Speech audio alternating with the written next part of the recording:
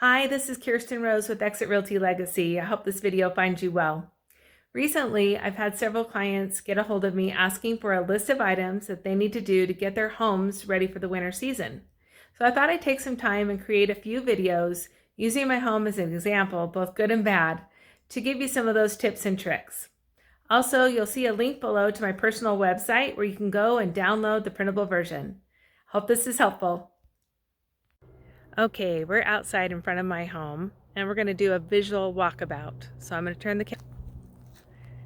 And as you can see, the first thing I do is I look at my structure from the outside.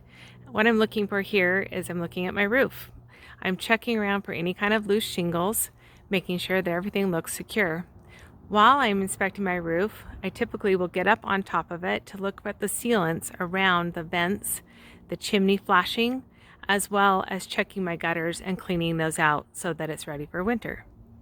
You'll want to make sure that your hose is disconnected from your home, drained, and stored away. Otherwise, you might have a frozen line next year. Along with checking your gutters, make sure that you check your downspouts that the water is flowing away properly from the home. Otherwise, over time, that water could come inside your home. As I'm checking the back of my home, I'm noticing that this section of gutters that's draining into the lower gutter system is actually failing. There's probably some sort of a clog up there that I need to have checked out. But as I look down here, I've seen that the soil has actually been worn away by falling water. And what's that's doing is it's actually taking that soil from underneath my concrete pad, which eventually could actually crack it or have it settle towards this window well. So that's something I'm going to jump right on and get fixed. While I'm out walking around my home, I'm checking vents for my fireplaces, as well as my vent for my dryer to make sure that they're properly enclosed. I'm also looking at my foundation to make sure if there's any cracks in my foundation, that now's the time to seal those. This is also a great time of year to check your weather stripping around your doors, just making sure that it's ready to go and there aren't any holes or any missing weather stripping, that your doors close properly.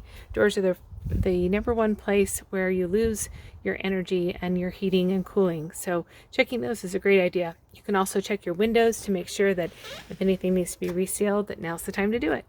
As I'm looking at my windows, I've actually found one that's lost its seal. So you can see the condensation between the two pieces of glass. I think maybe this corner down here and that corner is our culprit there. You can see where it's pulled up and this side where it's missing.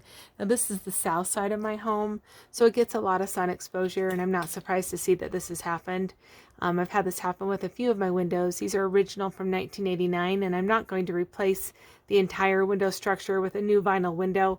Instead, I'm just going to call a window professional, a glass professional, and have them come out and replace the glass and the seal inside and count it good. It'll be perfect.